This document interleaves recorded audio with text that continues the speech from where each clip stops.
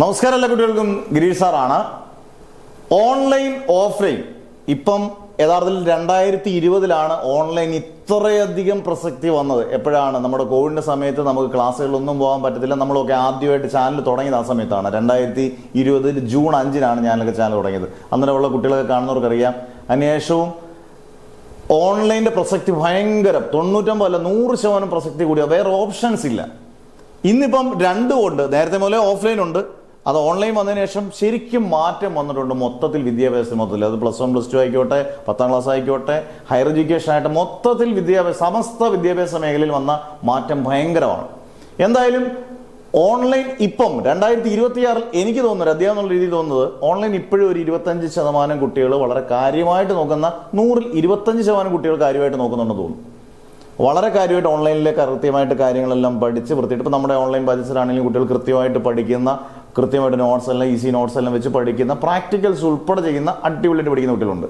എന്നാൽ മിസ്യൂസ് ചെയ്യുന്ന 75% കുട്ടികളുണ്ട്. കാരണം ഇതിൻ്റെ പേരിൽ മൊബൈൽ ഭയങ്കരമായിട്ട് ആക്സസ് ചെയ്യുന്ന കുട്ടികളും ഇതിനകത്ത് വളരെയധികം ഉണ്ട്.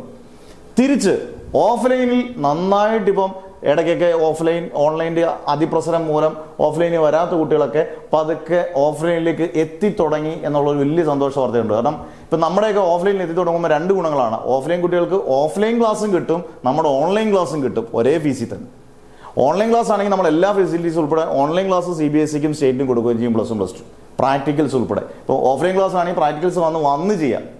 അന്നേരം ഇപ്പോൾ ഓഫ്ലൈൻ ക്ലാസ് കൊണ്ട് ഇഷ്ടം കൂടുന്ന ഒരുപാട് കുട്ടികളുമുണ്ട്.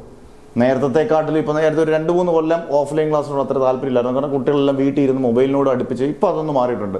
പുറത്തോട്ട് ഇറങ്ങാനുള്ളൊരു ഇഷ്ടം കൂടിയിട്ടുണ്ട്. ഒരു പേരൻസിനും കുറച്ച് സന്തോഷമായിട്ടുണ്ട്, മൊബൈൽ ഇച്ചിരി ഒന്ന് മാറുമല്ലോ. എന്തായാലും ഇപ്പോഴത്തെ രീതിയിൽ ഒരു 75% കുട്ടികൾക്കും ഓഫ്ലൈനോടാണ് താല്പര്യം എന്ന് തോന്നുന്നു, 25% കുട്ടികൾക്കും ഓൺലൈനോടും. രണ്ടും ഉപയോഗിക്കുന്ന കുട്ടികൾ കുറച്ചുകൊണ്ട്. എന്തായാലും നിങ്ങളുടെ അഭിപ്രായങ്ങൾ പറയുക.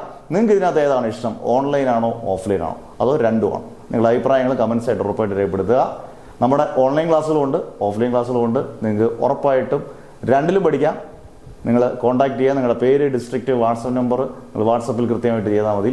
നിങ്ങൾക്ക് ഉറപ്പായിട്ടും അഡ്മിഷൻസ് കിട്ടും.